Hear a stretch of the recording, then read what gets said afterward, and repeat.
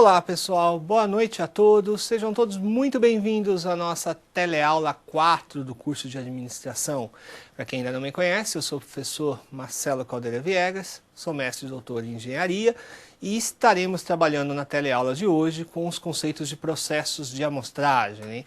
Mais um dos conceitos aí que vem servir como ferramentas para que vocês, futuros gestores, futuros administradores de empresa, possa utilizar no seu dia a dia nas tomadas de decisão, tá pessoal? Então vem fechar um ciclo aí onde começamos nas web aulas, né? Avançamos na primeira teleaula com os conceitos de medidas estatísticas, na teleaula 2 com os conceitos de números índices, na teleaula 3, na teleaula da semana passada, com os conceitos de probabilidade, utilizando a curva de distribuição normal. E na teleaula de hoje, né, trabalharemos então com os conceitos de amostragem, tá pessoal? Tá? Então é bastante importante, né, fazer esse lembrete para vocês que a semana que vem temos a nossa provinha aí presencial, tá pessoal?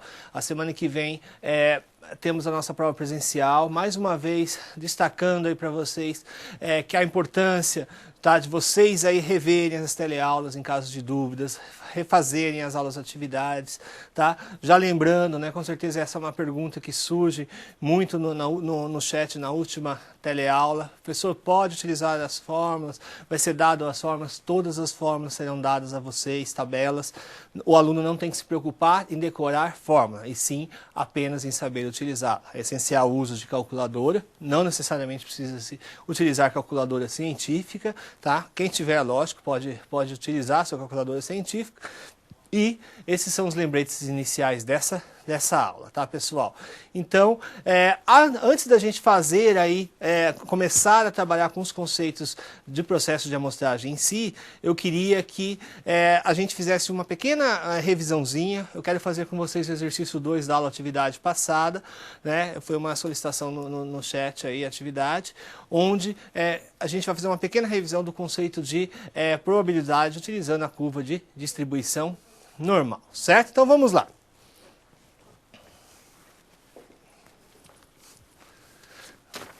Então vamos lá, pessoal. Aula atividade.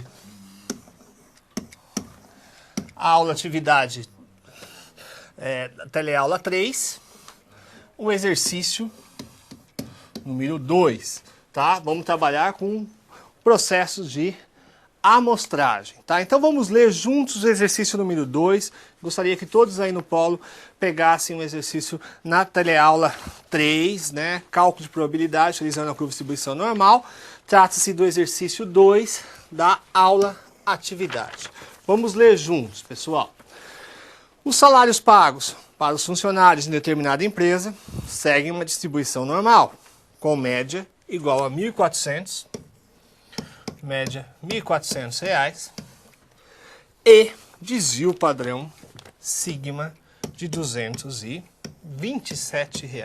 São dados do enunciado do exercício.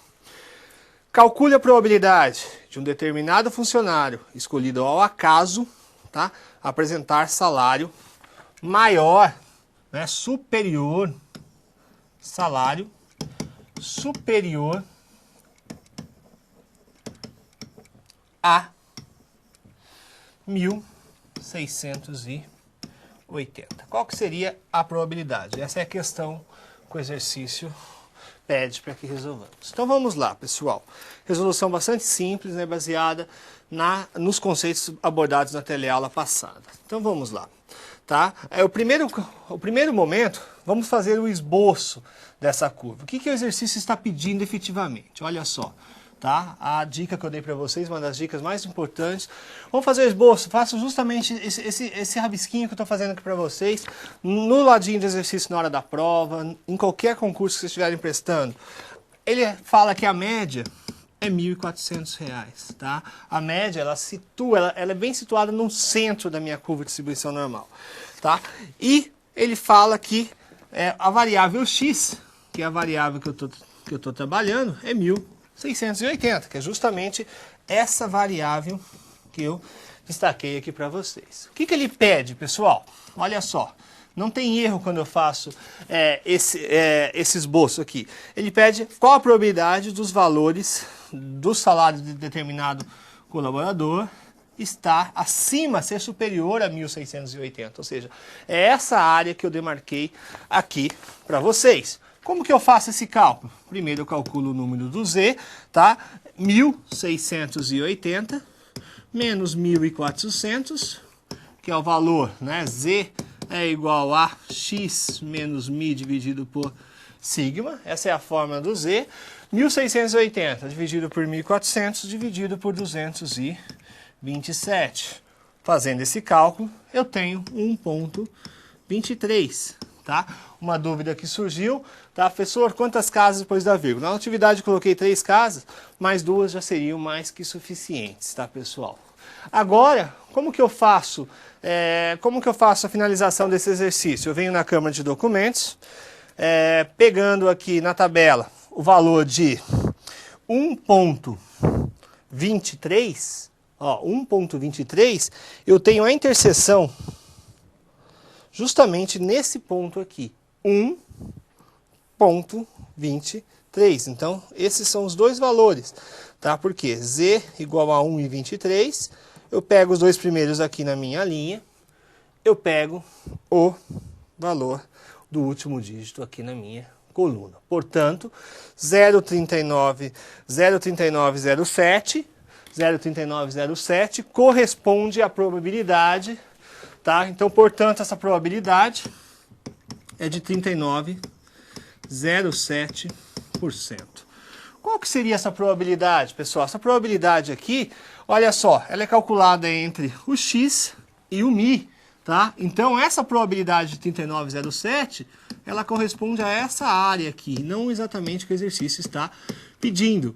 Ou seja, ela corresponde aos valores entre 1.400 e 1.680. Portanto, a probabilidade que eu vou obter, a probabilidade final do exercício vai ser o quê? Eu sei que todo lado direito da minha curva de distribuição normal, ela é 50%. Ou seja, o que é 50%? Todo esse lado aqui, eu sei que é 50%, tá? Sem fazer cálculo algum. Menos 39,07, que é justamente o que eu não quero. Portanto, eu tenho uma probabilidade de 10,93%, justamente que corresponde ao pedaço cujos valores dos salários sejam superiores a R$ 1.680. Então, vocês viram, pessoal, o segredo do exercício está justamente em fazer o esboço que eu tinha citado para vocês, tá? Então é importante sempre fazer o esboço. Se os salários fossem menor do que 1.680, olha só, menor que 1.680 seria 39,07 entre 1.400 e 1.680, mais 50%, que é todo o lado esquerdo da curva, ou seja, salários inferiores à média, que é 1.400, portanto 89,07. Não tem uma regra, em hipótese alguma, uma regra quando é superior soma, quando é inferior subtrai, tá, pessoal? O segredo é fazer o esboço, certo? Então essa é a revisãozinha que eu queria fazer com vocês, referente à teleaula 3, a teleaula passada, sobre o cálculo de probabilidade, tá? E antes da gente dar início ao cálculo de amostragem, tá? Eu tenho uma pequena notícia aqui para dar para vocês, tá? Então a promoção aqui Indica um Amigo da Unopar, né, está no ar, um pequeno recadinho, né? Funciona assim, pessoal. Cada aluno matricular que vocês indicarem ganha R$30 de desconto na sua rematrícula. Olha só, vocês já pensaram nisso? Cada 10 alunos cada 10 amigos que vocês indicarem, cada 10 alunos que vocês indicarem pra gente, vocês podem economizar até R$300, tá? Então ficou ainda mais fácil de ganhar, indicou, matriculou, o aluno ganhou. Tá? Acesse sua área restrita e consulte aí os regulamentos dessa promoção, certo, pessoal? Então, lembrete que eu quero deixar aqui para vocês um recado no início dessa teleaula, certo? Então, agora daremos início à nossa teleaula 4 com o conceito de amostragem. O que seriam os conceitos de amostragem, pessoal? Eu falei várias vezes para vocês, né? Principalmente na primeira teleaula.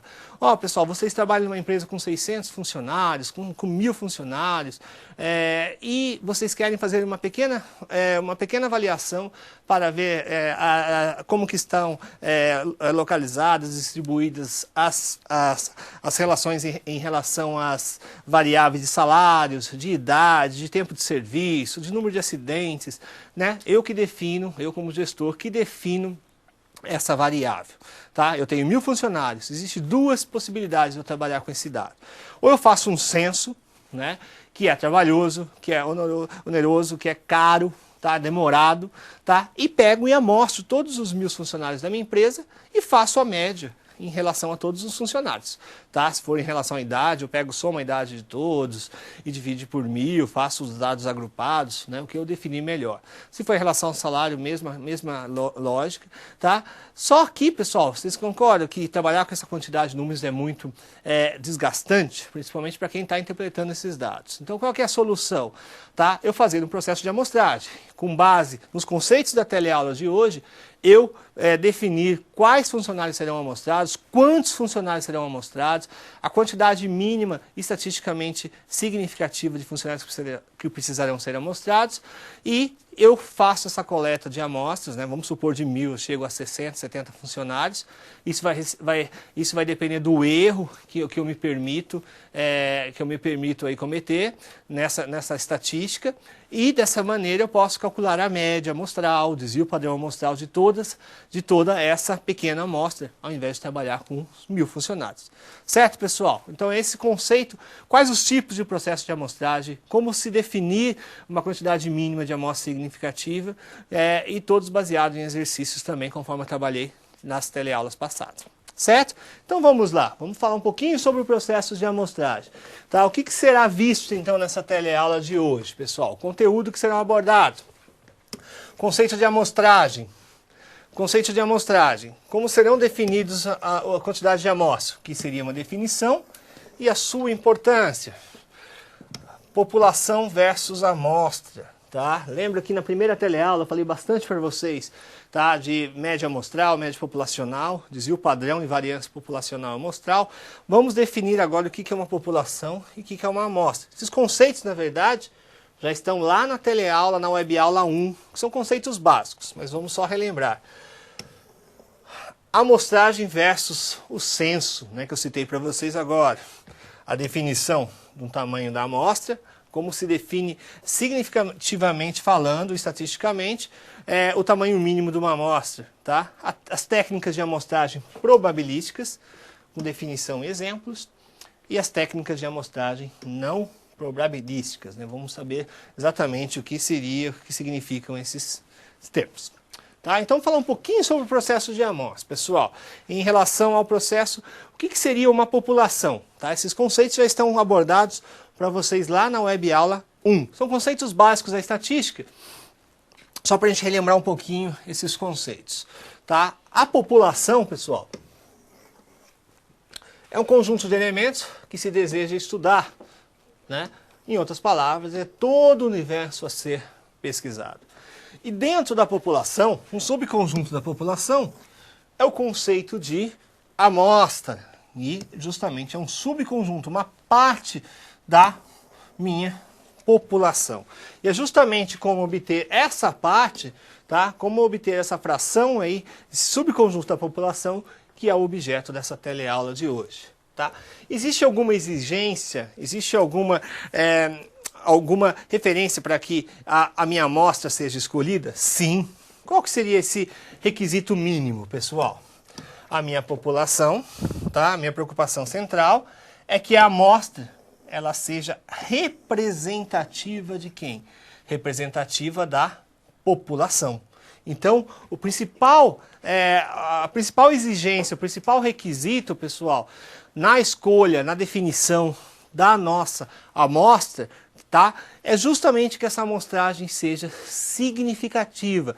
Eu não posso definir uma amostra simplesmente por conveniência. Eu vou pegar esses colaboradores que ganham mais, aí eu consigo falar que a minha empresa paga mais.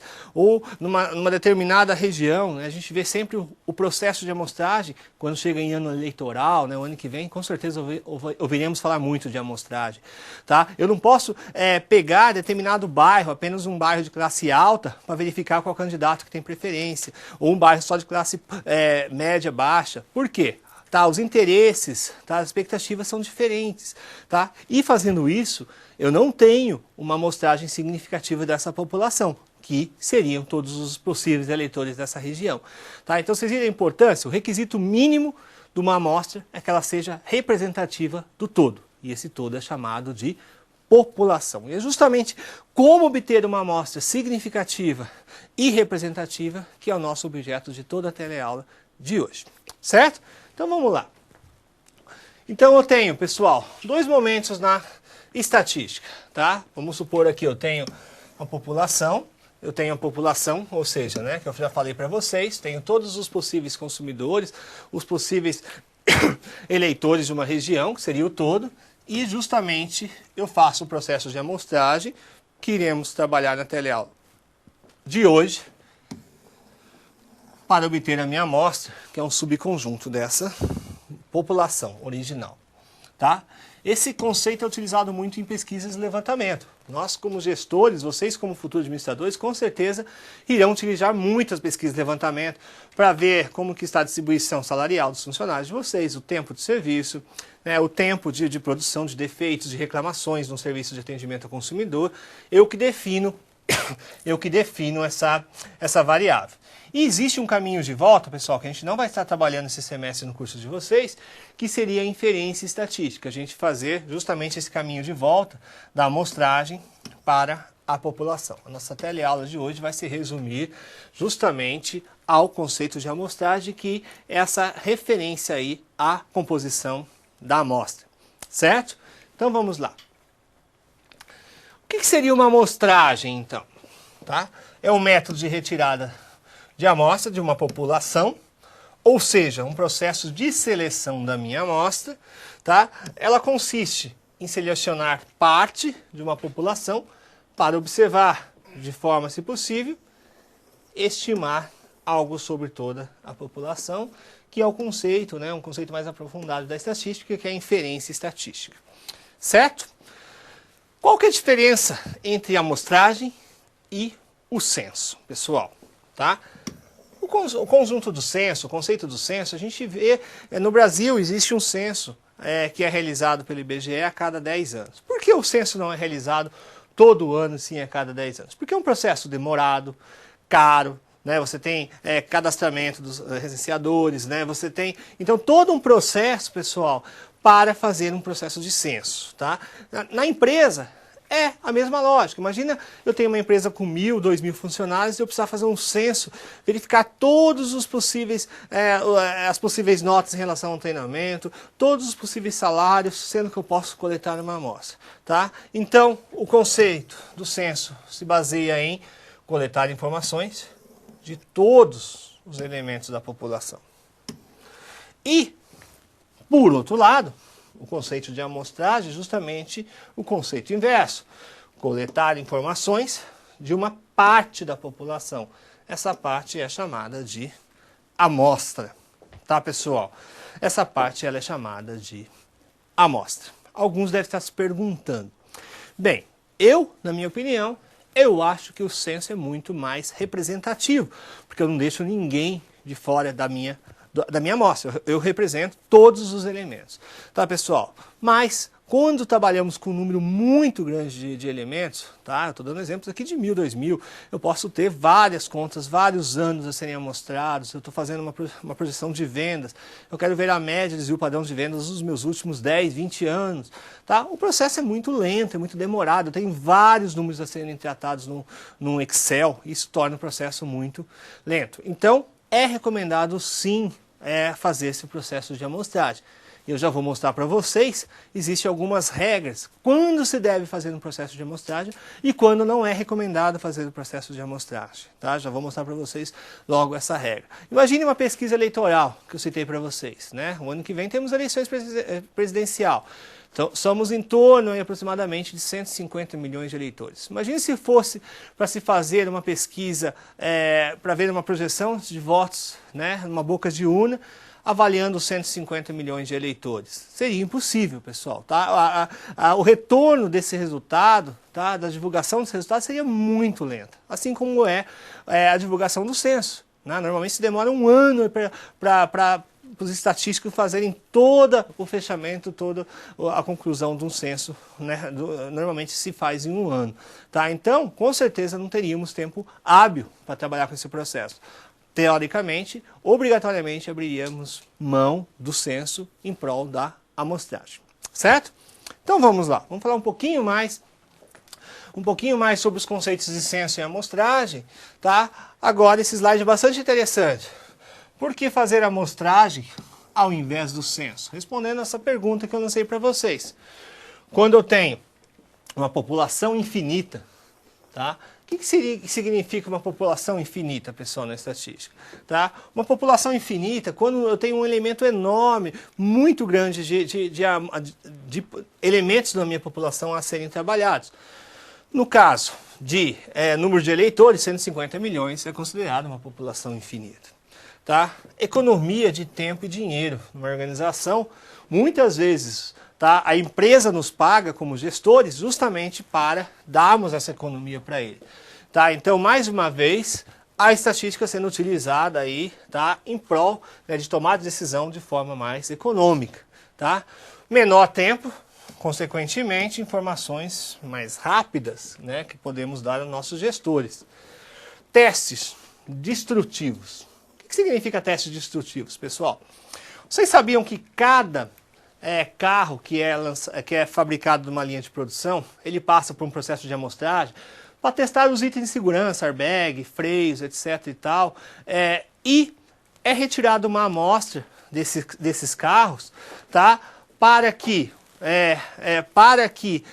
o processo que vai ser feito, né, esses carros são chocados contra uma parede, são verificados o funcionamento do airbag daquele número de séries, tá? Para que no momento que ele chegue às concessionárias, tá? Porque nós adquirimos esses carros, eles teoricamente, lógico, né? Teoricamente não tenham nenhum problema em relação à segurança desses itens. Lógico, sabemos que existem vários recais, algumas vezes esses testes, essa estatística acaba falhando, o número de amostragem acaba sendo pequeno demais e as empresas chamam para um recal. Tá? Mas normalmente, pessoal, a ideia de se fazer essa amostragem, então eu produzi 1000 carros na minha linha de montagem. Imagina se eu fosse fazer um censo. Eu pegaria todos os meus carros que eu produzi e jogaria contra um muro de concreto para verificar se o airbag estava funcionando.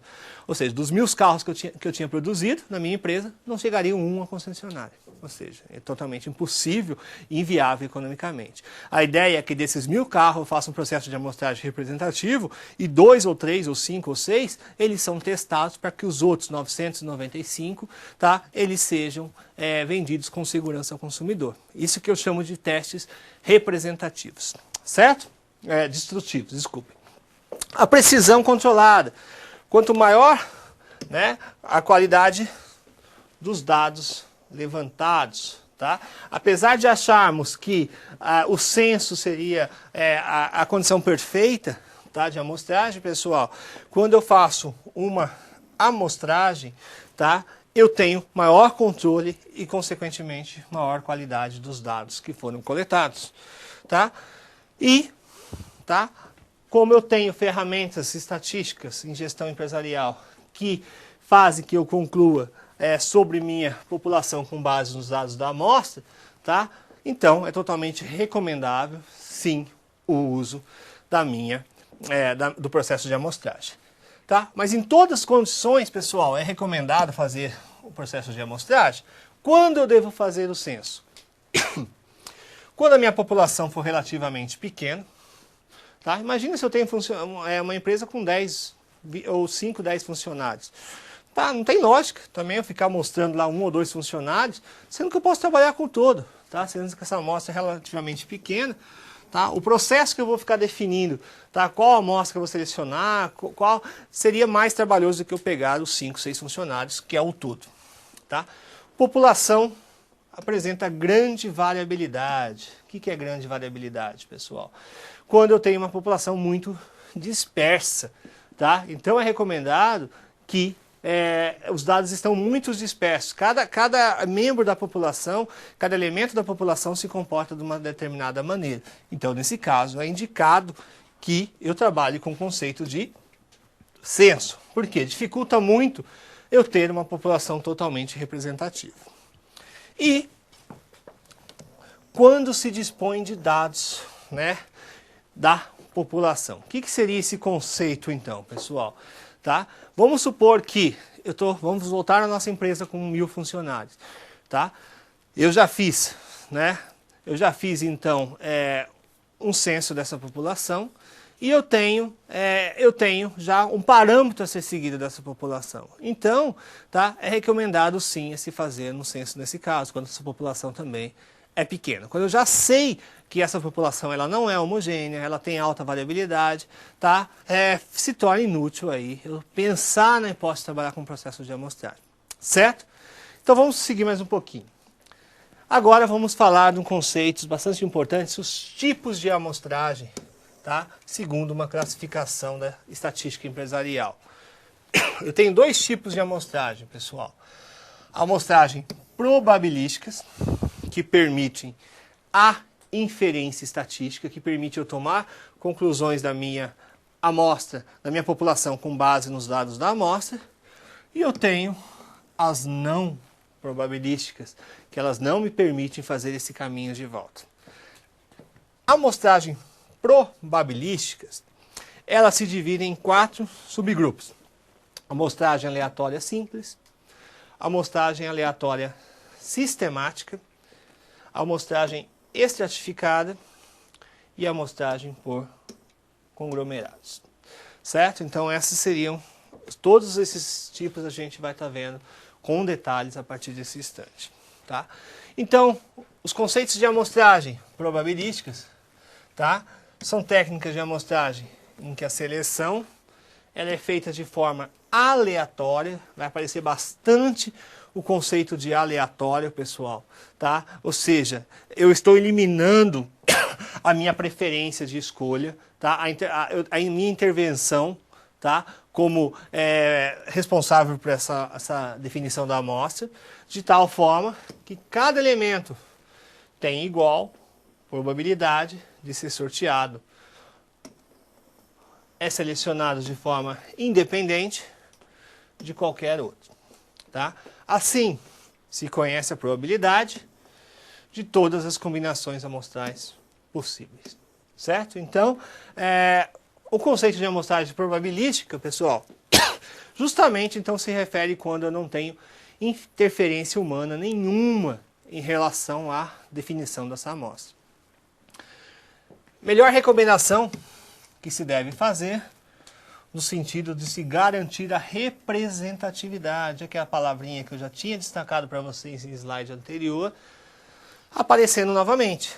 Ou seja, a amostragem probabilística, pessoal, é o único tipo de amostragem a qual a representatividade da minha amostra é totalmente garantida, tá?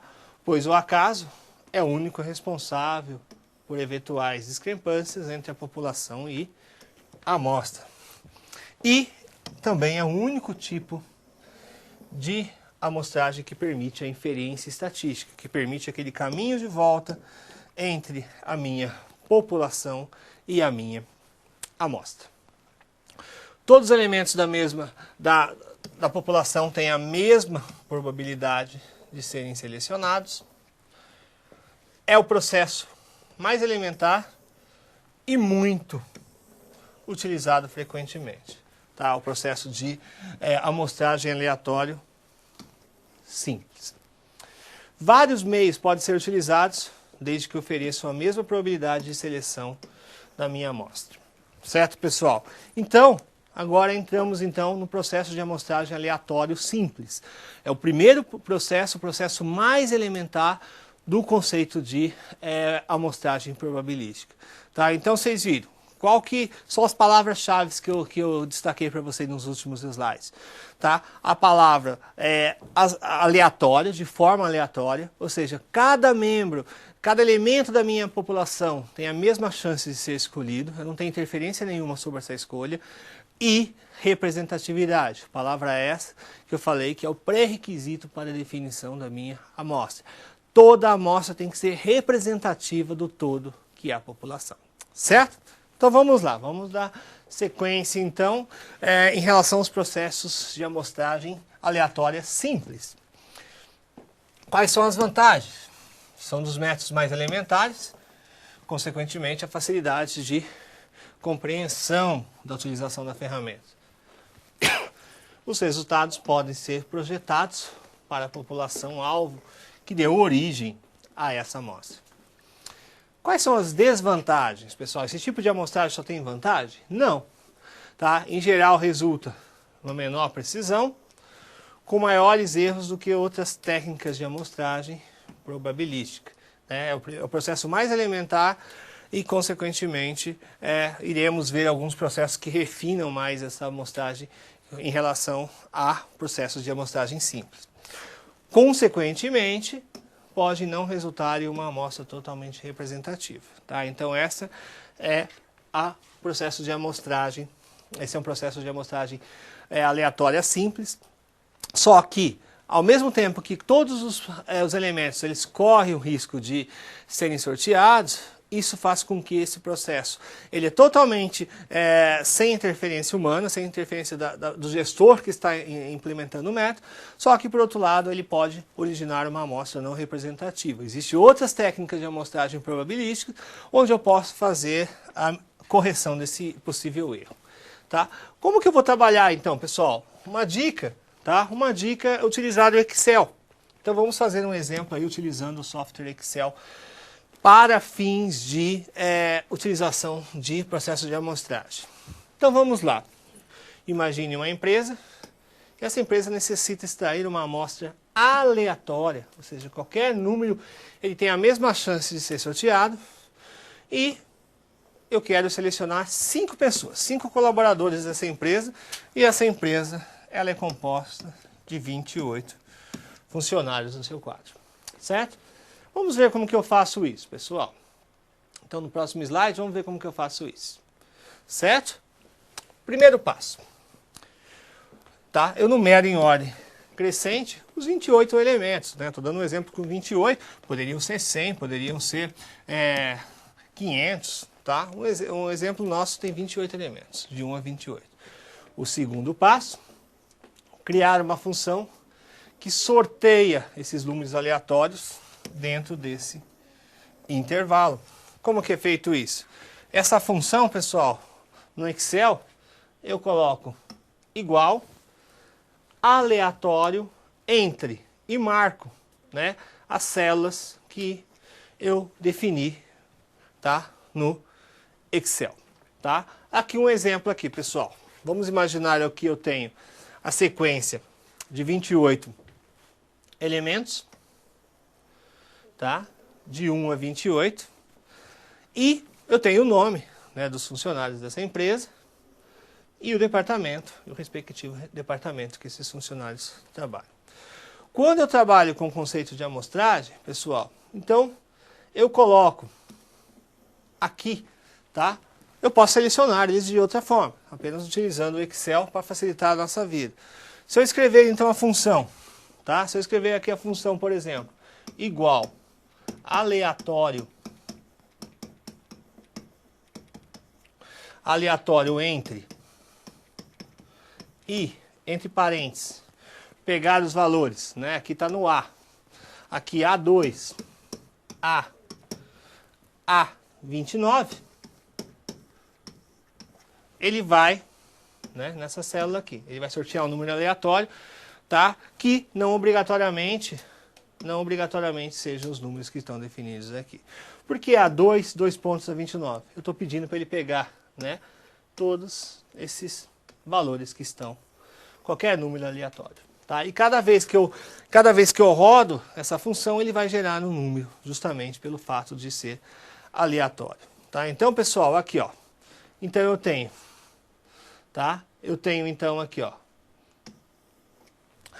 igual aleatório entre, ele vai abrir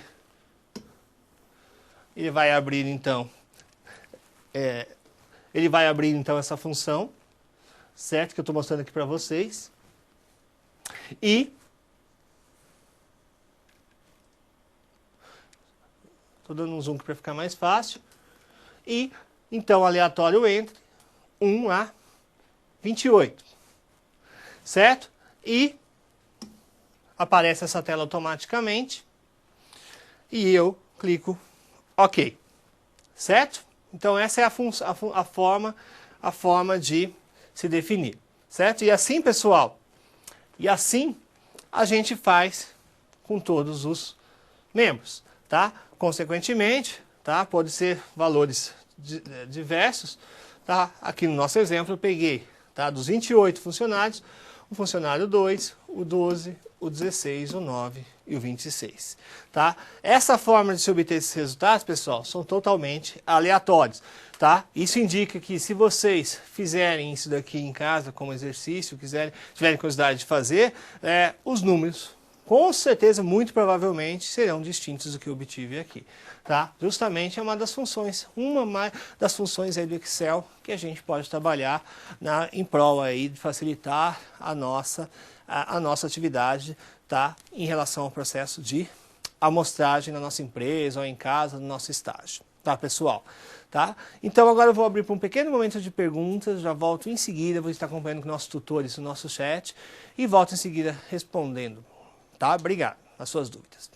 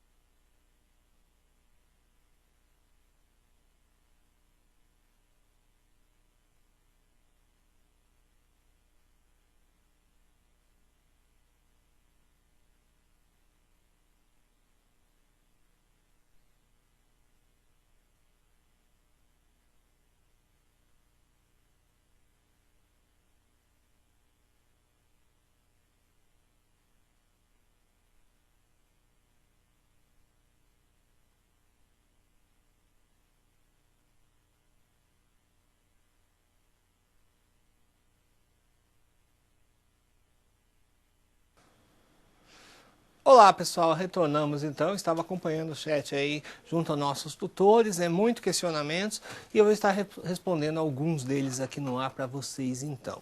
Tá? A primeira delas vem de Penápolis, São Paulo.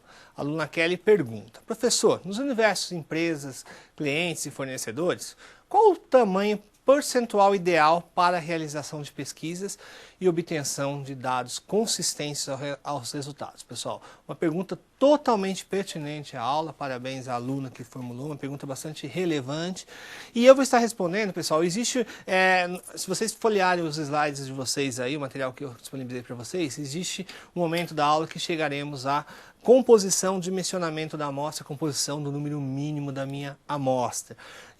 Então, normalmente não se fala em porcentagem, tá? Se eu tenho 100 clientes, tá? Se eu tenho 100 fornecedores, o número mínimo de amostra seria 10, ou 10%, ou 15%. Existe uma fórmula, tá? Estatística, que define o número mínimo da amostra. O que é levado em consideração nessa fórmula, principalmente, tá, pessoal? A população, tá? Se eu tenho 100, 1000 ou 5.000 clientes ou fornecedores, e o erro que eu me permito cometer, tá? Qual que é esse erro?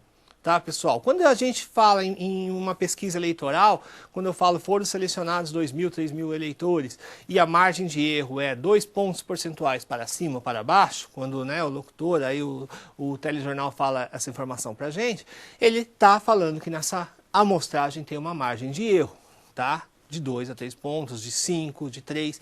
Quem define esse erro sou eu, São vocês, futuros gestores. Esse erro, pessoal, que vai interferir, principalmente na dimensão da minha amostra. Então não tem uma probabilidade, não é indicado em hipótese alguma, vou pegar 10%. Isso não tem valor estatístico algum.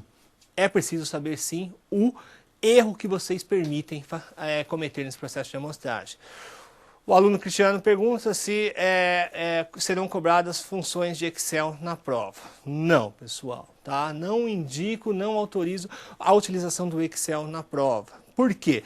Porque o aluno que tem o seu tablet, que tem o notebook, vai levar na hora da prova e ele vai estar favorecido em relação ao aluno que não tem, tá, essa mídia para utilizar na hora da prova, só tem a calculadora. Certo? Então, já um aviso a todos os tutores de sala, não é permitido a semana que vem a utilização de tablets, iPads, notebooks, netbooks na prova. Apenas o uso de calculadoras, científicas ou não, mas o uso de calculadores. Então, tá, quando eu falo bastante do Excel, falei bastante na teleaula 1, falei bastante na teleaula de hoje, quando eu falo do Excel é para que ajude vocês aí no dia a dia de vocês, na empresa, no estágio, em casa, a fazer o trabalho aí de vocês, tá? Mas de forma mais ilustrativa. Então, perguntando em relação a arredondamento, pessoal, tá? Apesar de alguns momentos na teleaula passada, na aula atividade, eu ter trabalhado com 3 elementos após a vírgula, apenas 2 já serão mais que suficientes no momento da prova, tá? 2 casas decimais seriam mais que suficientes e, tá, eu também recomendo aí, eu instruo os nossos tutores, que são os responsáveis, nossos tutores eletrônicos que são responsáveis pela correção das provas de vocês, tá, a não descontarem nota. Se o aluno cometeu um pequeno erro de arredondamento no final, com certeza isso não será descontado do conceito de vocês. É uma instrução que eu dou aqui no ar para todos os tutores também no momento da prova, porque ao acompanhar aí, o chat da prova semana que vem, é uma orientação que eu passo para os tutores que vão estar acompanhando o chat comigo. Certo, pessoal? E estão pedindo para fazer uma revisão da questão 1 da aula atividade passada, da aula atividade 3, tá? Então, eu vou fazer essa pequena revisãozinha, pessoal, para a gente não quebrar aí o ritmo da aula que estamos falando de amostragem. Eu me comprometo aí no finalzinho da teleaula de hoje ainda tentar fazer essa revisão aí com vocês. Já comecei a teleaula de hoje fazendo uma revisão do exercício 2, Quem não chegou aí no início da teleaula, tá?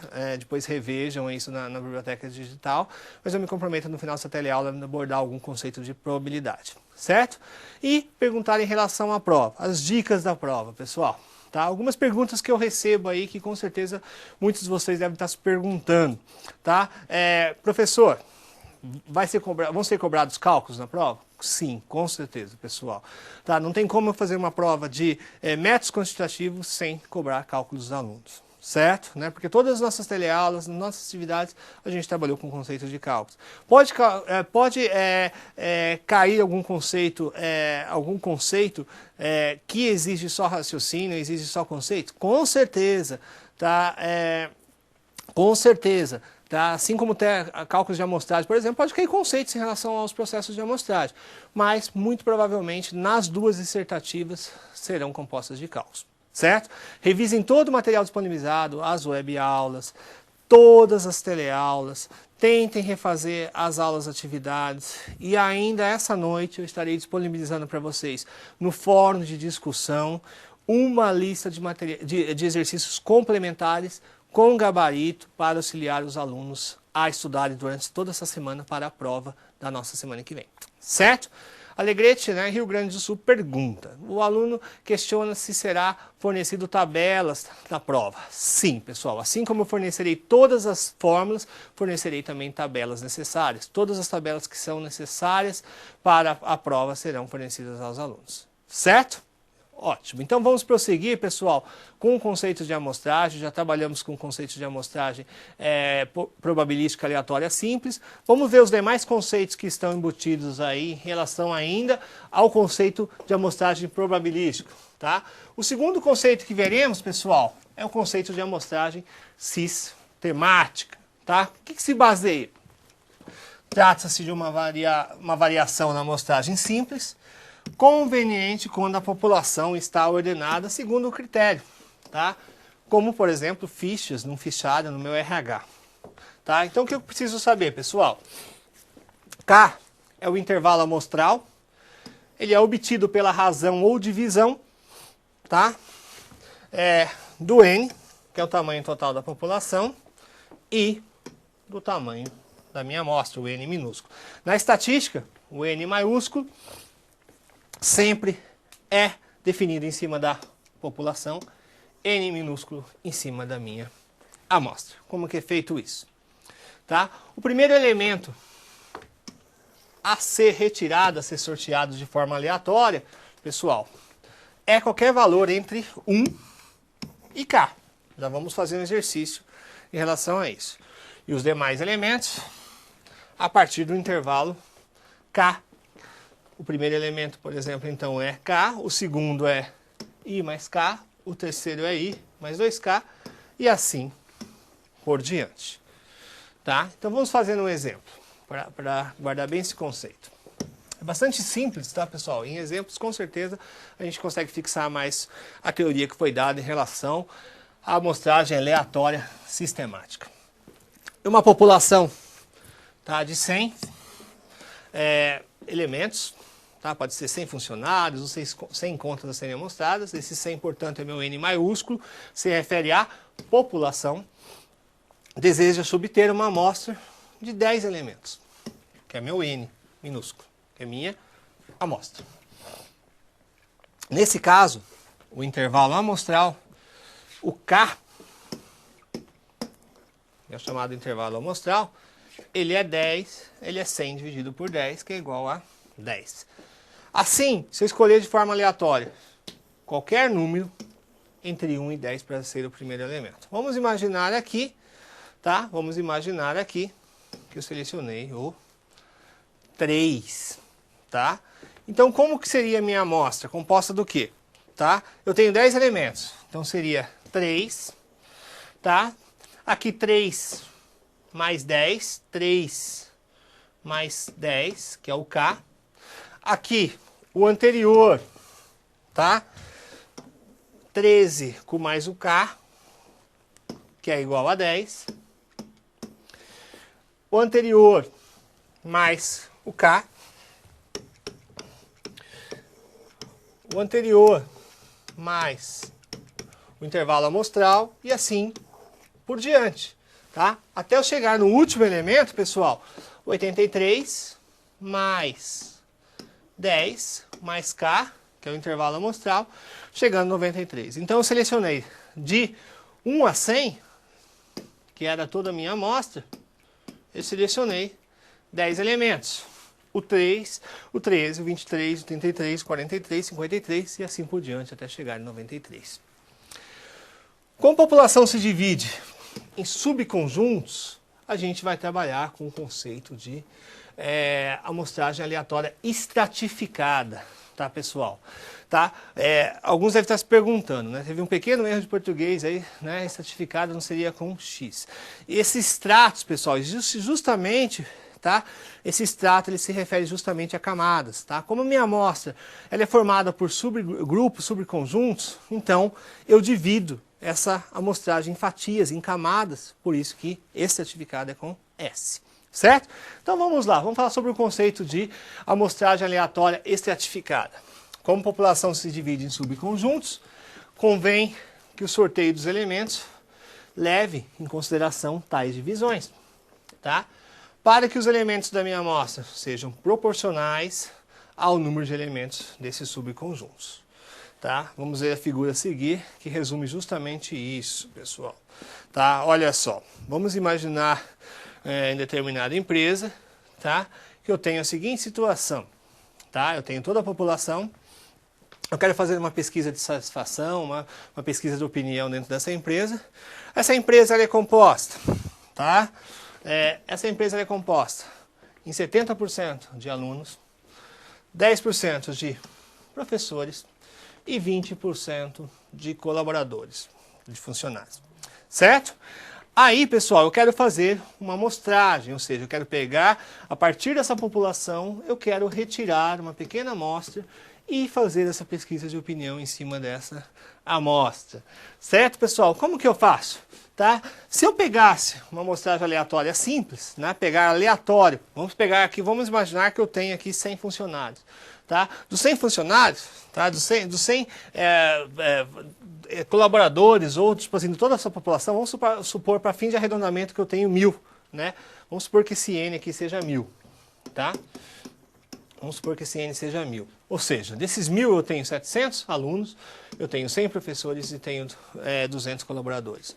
O ideal, pessoal, que na minha amostra N, tá? Que eu não defini ainda o tamanho, tá? Que eu vou definir nos slides posteriores, respondendo aí a pergunta, né? A pergunta do Paulo que questionou, né? Que questionou justamente em relação ao número mínimo de amostra. Vamos supor que eu tenho aqui, sei lá, 80 ou 70.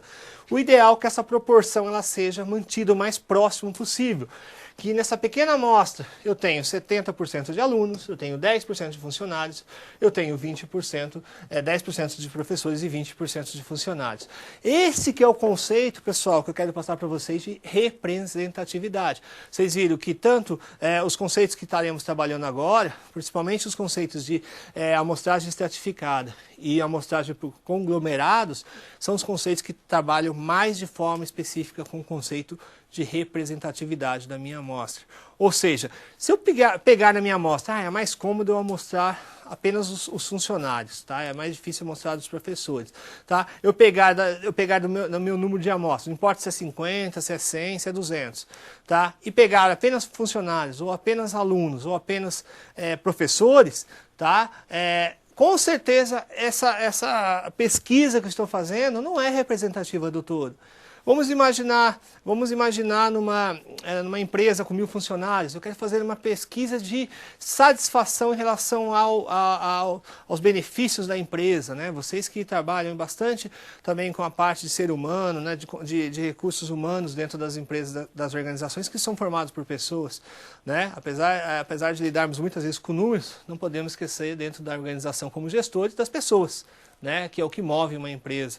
Vamos imaginar que nessa pesquisa é mais fácil eu pegar apenas os gerentes ou diretores. Com certeza, muitas vezes, eles vão estar satisfeitos com seus salários.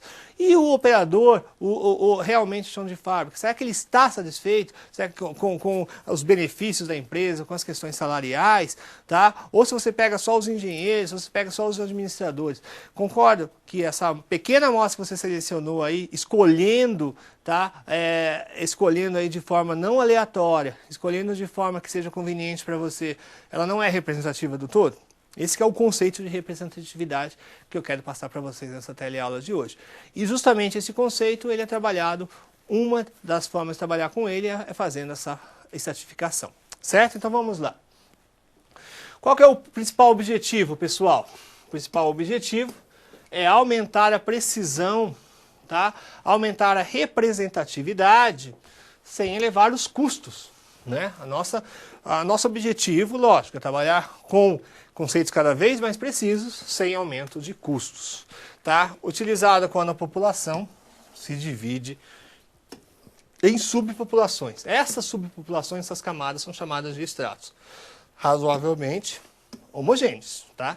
Então eu preciso ter, os subgrupos pelo menos precisam ser semelhantes. A amostragem certificada consiste em especificar quantos itens da minha amostra serão retirados de cada extrato, né? No exemplo que eu dei para vocês, dessa universidade, dessa empresa, tá? Eu teria 3 extratos, os alunos, os funcionários e os professores, certo?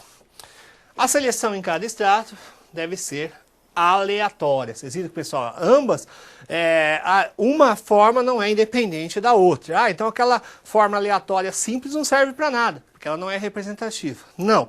Eu utilizo normalmente as técnicas de amostragem, elas são trabalhadas em conjuntos. Eu trabalho com os extratos, tá? Eu trabalho com os extratos e trabalho de forma, dentro desses extratos, trabalho em forma aleatória.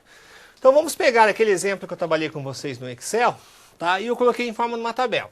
Eu tinha 3 setores, 3 departamentos dessa empresa que estavam naquela tabela, tá? Eu tinha dos 28 funcionários, tá? Eu estou usando o mesmo exemplo que eu trabalhei com aquele exemplo do Excel para vocês.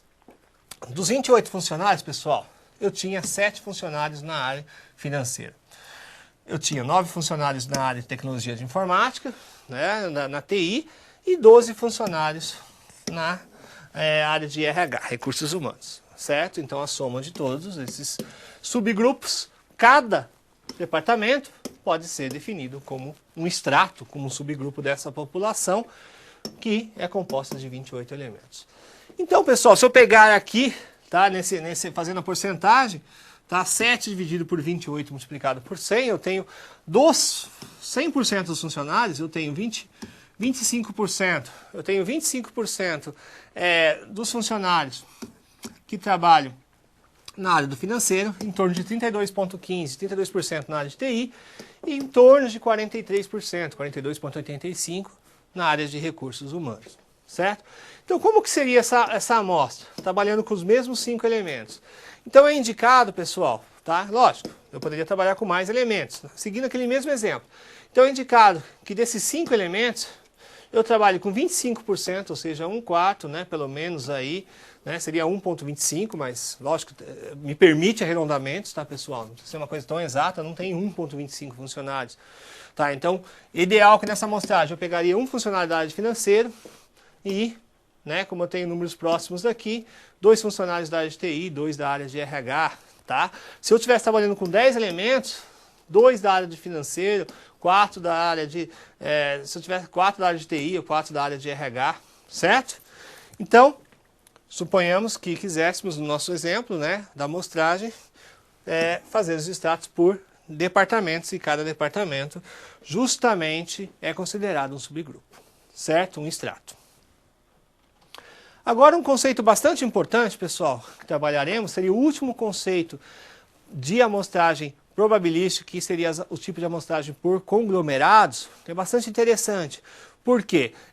A gente também trabalha com o conceito de subconjuntos dentro da população.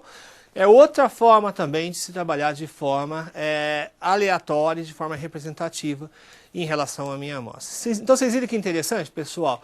Normalmente o conceito de amostragem aleatória, tá? Que é o conceito mais elementar que a gente viu, ele deve ser empregado, recomenda-se que ele seja empregado com outros tipos de conceito. Um desses conceitos é a amostragem certificada. Eu pego, defino os extratos, tá? No caso meu, que eu dei o exemplo, vamos supor que eu tenha 1000 funcionários, tá? Então eu tenho 700 de alunos, 100 de professores e 200 de colaboradores. Se eu fosse fazer uma amostragem, eu pegaria números aleatórios, tá? Mas respeitando então essa dimensão, essa proporção, certo?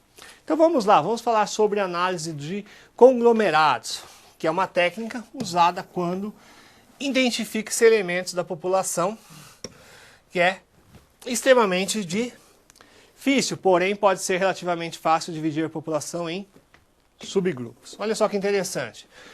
Heterogêneos, que são representativos da minha população total. Vamos ver como que funciona isso daqui na prática. Uma amostra aleatória simples, né? Mais uma vez aí as ferramentas que são dadas a vocês trabalhando de forma conjunta, desses conglomerados, pode ser escolhida e uma contagem completa pode ser feita para o conglomerado sorteado. São exemplos de conglomerados, né? Alguns exemplos. Os quarteirões de uma determinada empresa, de uma determinada cidade, as famílias, organizações ou empresas, agências bancárias, edifícios, né? Então, vamos fazer um exemplo, tá? Dividir uma população em conglomerados. Se as empresas podem ser consideradas conglomerados, então os trabalhadores são os dados amostrais dessa empresa.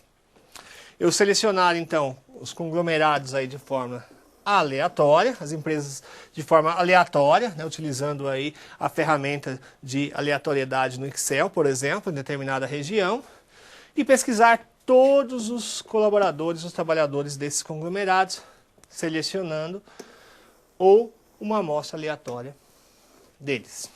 Então essa seria a ideia, certo? Então, pessoal, o conceito é justamente esse, pegar as empresas de forma aleatória, pegar, né, nesse exemplo mais aplicado à área de vocês, né, os conglomerados que eu estou definindo como empresas, os colaboradores são elementos dessa empresa e o conceito básico é trabalhar de forma aleatória com esses elementos, certo? Então, aí a partir do momento que eu pego esses colaboradores, eu devo trabalhar com todos os colaboradores dessa empresa. Aqui vai ficar bem claro, olha só. Vamos supor que eu tenha determinada região do país, ou norte, ou nordeste, eu tenho uma determinada região do país e eu tenho várias empresas, eu quero trabalhar com as empresas do têxtil ou empresas de alimentos, certo? Aí eu tenho várias empresas de alimentos. Tá? Existem algumas possibilidades. Ou eu quero fazer uma pesquisa para ver sobre inovação, pretensão salarial, número de acidentes, número de reclamações, eu que defino a variável. Tá? Então aqui eu tenho a população, que seriam todas as empresas dessa região do país. Eu faço uma amostra, pessoal. Tá? Eu faço uma amostra, eu tenho lá 100 empresas. Tá? Das empresas eu pego, por exemplo, duas que têm o mesmo porte. Tá? Vamos supor aqui que eu tenho duas empresas e eu selecionei essas duas empresas. Tá? Que têm o mesmo porte, que têm o mesmo tempo, que têm o mesmo mercado. Aí os colaboradores dessas empresas passam a ser a minha amostra e é recomendado que eu amostre todos os colaboradores dessa empresa, ou todos os números de reclamações, o número de acidentes de trabalho, e dessa maneira eu consigo ter uma amostragem probabilística representativa. Vamos supor, em determinada região do país, no Nordeste, por exemplo, eu tenho lá 100 empresas daquele segmento que eu, como administrador, estou avaliando. Eu quero verificar o número de reclamações dessa empresa, o número de lançamentos de novos produtos no mercado, como que anda a inovação dessas empresas, desse determinado setor de alimentos, ou têxtil, tá? De calçados, eu que defino. Aí dessas 100, 200 empresas, eu pego lá 2 ou 3 empresas e faço a amostragem de todos os funcionários dessas 3 empresas. Aí eu faço o censo dessas 3 empresas. E essas 3 empresas, com todos os seus funcionários, vão representar o todo que seriam as 100, 200, 300 empresas. Certo?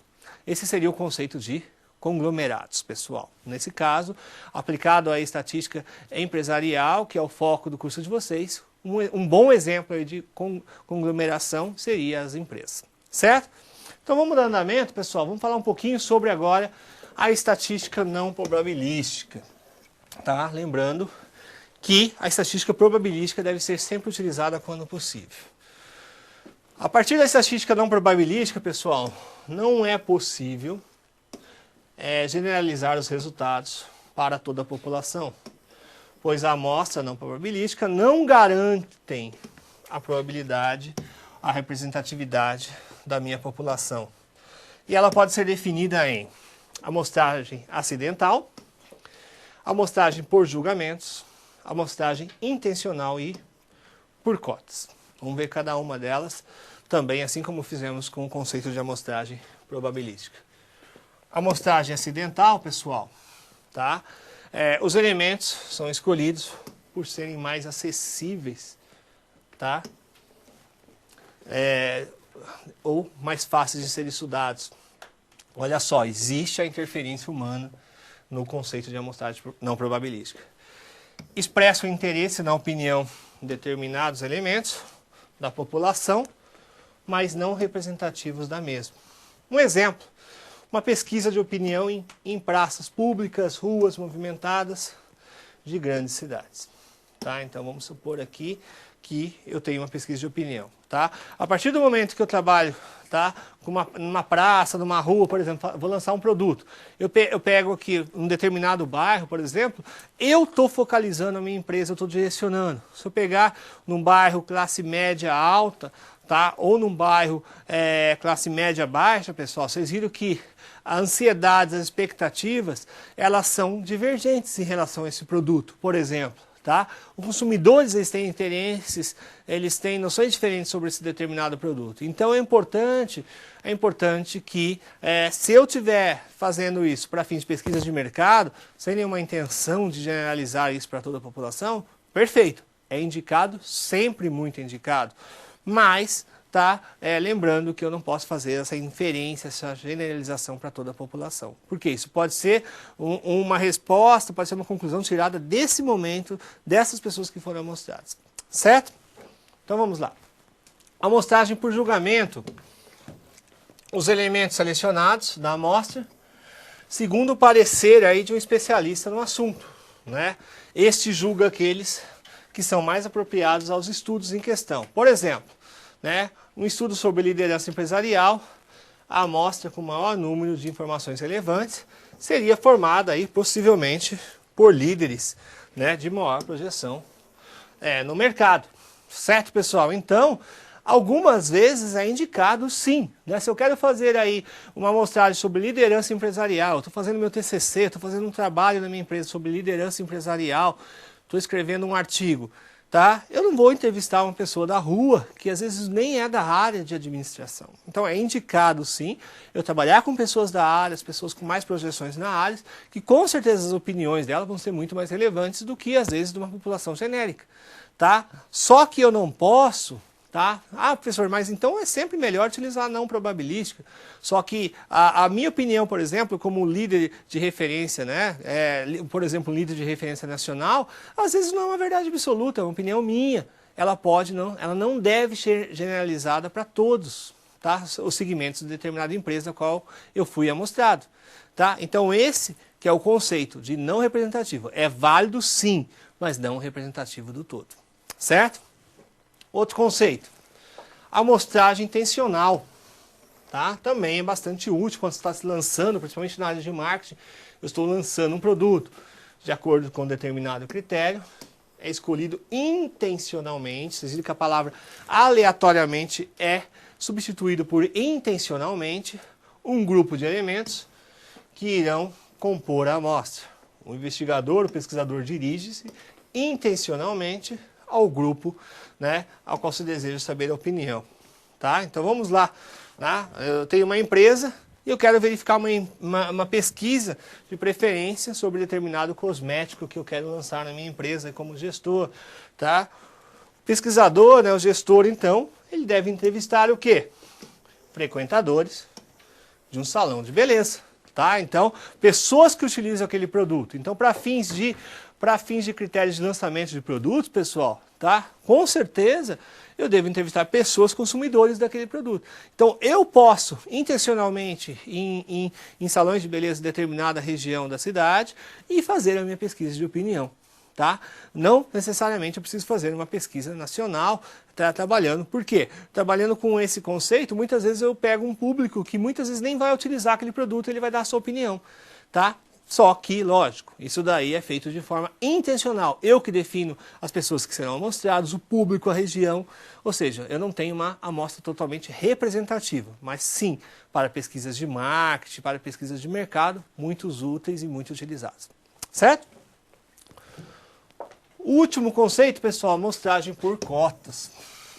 Um dos métodos de amostragem não probabilística mais comuns utilizados em levantamento de mercados e em pesquisas eleitorais. Consiste na prática um refinamento, uma tentativa de melhoria da representatividade da minha amostra.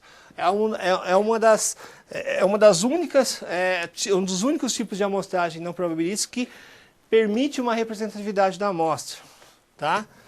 Da minha amostra acidental.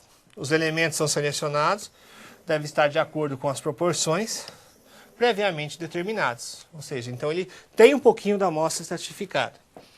Por exemplo, se uma população é formada de 50% de homens, 30%, né, da classe C, a amostra de conveniência deve respeitar essas proporções para ser representativa. Então, é um dos tipos de amostras, pessoal, de pesquisas que a gente utiliza nas pesquisas eleitorais, certo? Então, é uma das amostragens não probabilísticas que mais se aproximam aí da amostragem probabilística para permitir a inferência, para permitir a generalização da minha pequena amostra para o todo, que é a população. Certo, pessoal? Agora, dando andamento a essa teleaula, falaremos sobre o número mínimo de dimensionamento da minha amostra, respondendo a pergunta de Penápolis, né? A pergunta que muitos devem estar se fazendo. Professor, qual que é o número correto, politicamente correto, estatisticamente correto que se deve trabalhar? Então, vamos ver? Tá? O que deve ser levado em consideração, pessoal? Como eu falei para vocês, nunca se leva, tá? O gestor, tá, que utiliza a estatística para fins de tomada de decisão, ele nunca utiliza, tá? Eu vou trabalhar com 5%, com 2%, com 10% da minha amostra, que está um número razoável. Você não tem embasamento científico nenhum em relação a esse número. O que define, então, pessoal, tá, o dimensionamento da amostra? Qual que é o tamanho da minha amostra? Tá? Qual que é o tamanho mínimo da minha amostra? O que interfere nesse cálculo? O tipo de variável é quantitativa, é expressa por números, ou é qualitativa? Sim, bom, ruim, atende ou não atende, que são dados de qualidade. Qual a variabilidade da minha amostra? Quanto mais variada for a minha amostra, maior será a amostra necessária para manter a representatividade. Quanto menos variada, ou seja, quanto mais homogênea, menor a minha amostra. Magnitude do erro.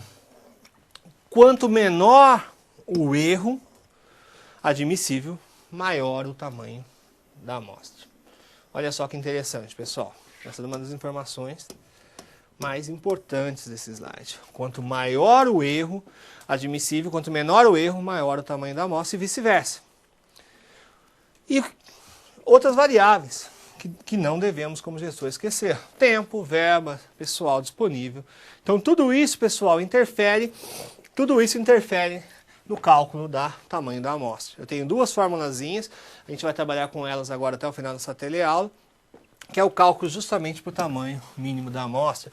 E esse cálculo pode ser utilizado, né, conforme bem lembrou a aluna em Penápolis, né, eu posso trabalhar, eu tenho 5.000 clientes, eu quero fazer uma pesquisa de satisfação com esses clientes, né, de vez em quando recebemos algumas ligações de alguma empresa, está satisfeita com o serviço, se voltaria, se recomendaria o serviço, etc e tal. Qual que é o número mínimo de amostra, pessoal, desses clientes? É definido por essa forma. Eu tenho o número de fornecedores, eu tenho 500 fornecedores, eu quero fazer uma amostragem em relação ao atendimento, à qualidade desses fornecedores da minha empresa. A fórmula é exatamente a mesma. Então vamos lá. N0, pessoal, N0 é chamada de primeira aproximação do tamanho da amostra. Tá? Como que é obtido o N0? 1 dividido pelo erro E0 ao quadrado. E0 é o erro amostral tolerável. Como que ele é trabalhado? Vamos supor aqui, me permito cometer um erro de 2%. O valor que eu devo utilizar nessa forma é 0,02. A partir da obtenção do N0, pessoal, eu tenho o N, que é o número do tamanho da minha amostra, propriamente disso. Ele é dado por N maiúsculo, que a gente já definiu como convenção o tamanho da minha população, vezes o N0, que foi calculado anteriormente, Tudo isso dividido por N maiúsculo, a população, mais N0, que é a amostra. Então, vocês viram, pessoal, que para eu definir o tamanho da amostra, elevado principalmente, tá? Elevado principalmente o E0. O E0 é o erro admissível. Quanto maior for o E0, quanto maior for o erro que eu permito, tá? Menor será o N0, consequentemente menor o número da amostra.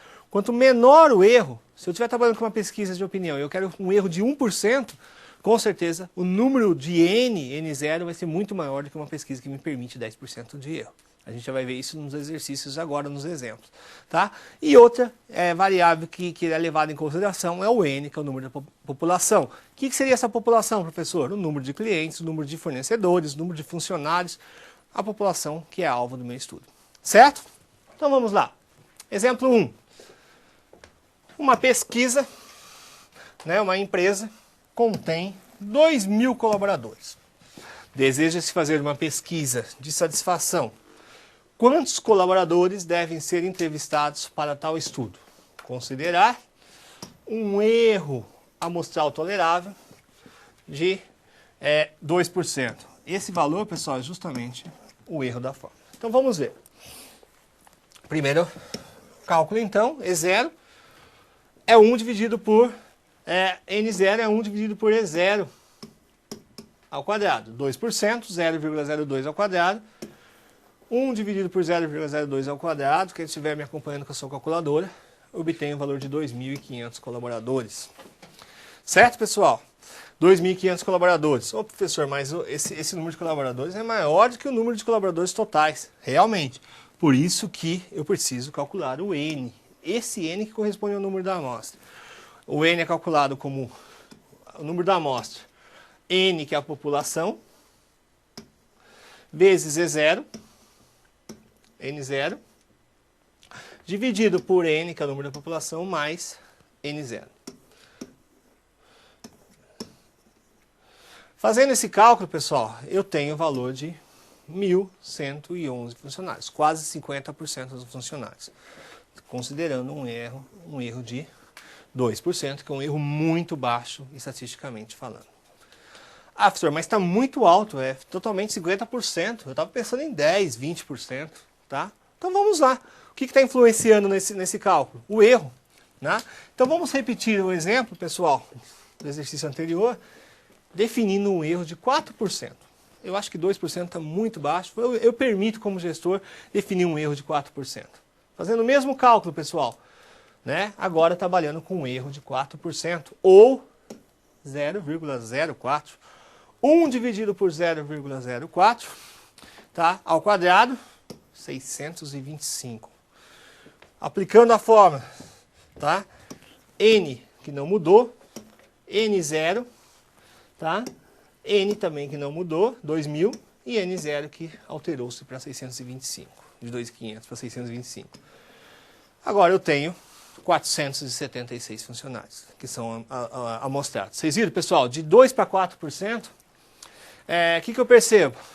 É possível perceber, é possível observar, que quando aumentamos a margem do erro, quando eu aumento o E0, o tamanho da minha amostra se reduz. Portanto, eu aumentei o E0, o meu N se reduz. Tá? E, consequentemente, vice-versa também. Né? A inversa também é verdadeira. Ou seja, se eu tenho um erro menor, eu vou ter um N maior. Isso são verdades absolutas, pessoal. Onde que vem essa verdade? Da minha forma. Se eu estou dividindo por um número menor, eu vou ter com certeza um número maior, um número de N0 maior, consequentemente um número de N maior também. Certo? Então vocês viram a importância de definir o erro, não uma probabilidade, tá? Em relação à amostra. Vamos dar andamento, vamos se aprofundar um pouquinho mais com o exemplo 3 em dimensionamento de amostra. Vamos repetir os cálculos do exercício 2, supondo que nessa empresa eu tinha 30.000 colaboradores, seria uma multinacional, uma mega multinacional, ao invés de 2.000 funcionários, eu tenho 30.000 funcionários, tá? E considerando ainda o erro amostral tolerável de 4%. Estou repetindo o exemplo 2, trabalhando com 30.000 colaboradores. Olha só, pessoal, tá? Ainda considerando o erro de 0,04 que foi trabalhado no exemplo 2. Então vamos lá. Eu tenho 1 dividido por 0,04, que é o erro de 4%, ao quadrado 625. Agora o nosso N passou de 2.000 para 30.000 funcionários. Fazendo 30.000 vezes 625, dividido por 30 mais 625, 30.000 mais 625, eu tenho 612 funcionários. Tá? O que a gente percebeu com esse resultado, pessoal? Observe-se que a diferença entre N e N0, nesse caso, é muito pequena. Eu pediria só a gentileza para a gente voltar no último slide. Olha só, pessoal, de 625 para 625 para 612. O que aconteceu aqui? Eu aumentei o número de funcionários. Ou seja, então essa diferença ela é muito pequena. Portanto, se o número de elementos da minha população ele é muito grande, ele é infinito, a primeira aproximação do número de tamanho de amostra já é suficiente. Certo, pessoal? Ou seja, vamos fazer um resumo do que vimos, né, com os 3 exemplos. Eu trabalhando com o número de 2.000 colaboradores, tá? Com um erro de 4%, eu tinha 476 colaboradores. Ou seja, 23% da minha amostra. Se eu trabalhar com um N de 30.000, um erro zero, um E0 de 4%, eu tenho 612 funcionários. Ou seja, 2% da minha amostra. O que eu percebo com isso, pessoal? Tá? Em determinados momentos, à medida que eu aumento o número da minha população, proporcionalmente eu aumento o tamanho da minha amostra. Em determinado momento. Chega num ponto onde a minha população ela é considerada infinita, normalmente são números muito elevados de elementos, tá? E essa grandeza ela permanece constante, ou seja, independente de eu trabalhar com 30.000 ou com 50.000, com certeza daria o mesmo número de amostragem, só dependendo apenas do E0. Nesse ponto só depende do E0. Certo? Então era isso que eu queria trabalhar com vocês. Vocês viram que interessante? Então não fixem uma porcentagem fixa em relação a esses valores, certo? Da minha população, pessoal. Eu quero finalizar a teleaula de hoje propondo um exercício, uma aula, atividade, um exercício em sala para vocês. Vamos ler junto então. Tá? Uma pesquisa de eleição presidencial. Qual deve ser o tamanho da minha amostra aleatória simples se se deseja garantir um erro aí amostral tolerável não superior a 2%? Considerar aí um N infinito, um N muito grande, ou seja, eu preciso só fazer o primeiro N0. Eu queria que vocês respondessem e logo em seguida eu venho fazer a resolução com vocês. Obrigado.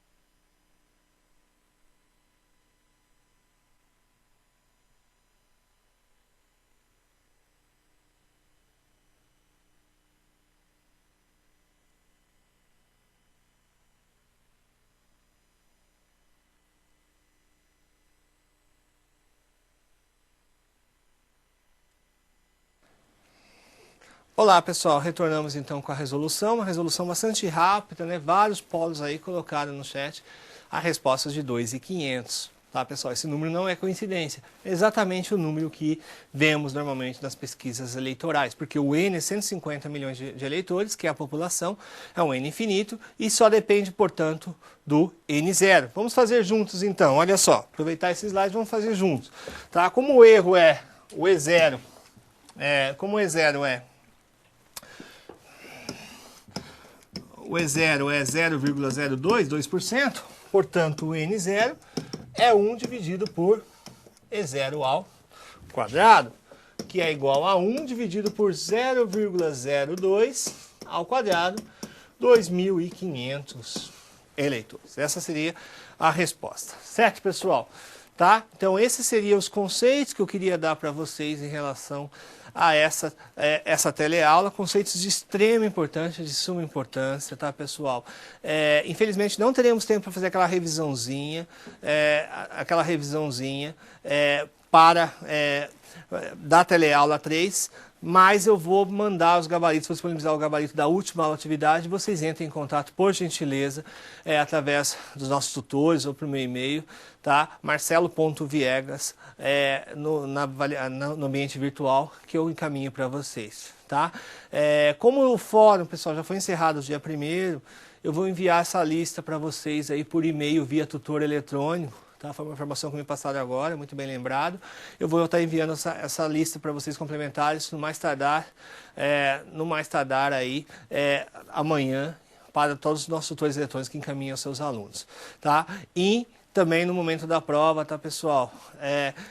Então, mais uma vez reforçando, não poderá utilizar aí celular, notebooks, netbooks, sim, só o caderno de prova e apenas as formas que são disponibilizadas e as calculadoras individuais, certo pessoal?